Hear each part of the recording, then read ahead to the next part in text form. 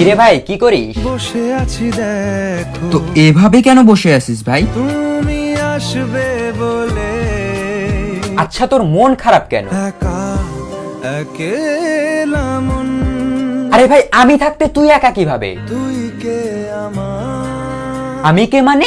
আমাকে তুই ভুলে গেলি? না রে না, ভাই তুই কি তোর লাইফে ভালোভাবে বাঁচতে চাস না? বেঁচে থেকে লাভ কি বল, বেঁচে থেকে লাভ কি মানে?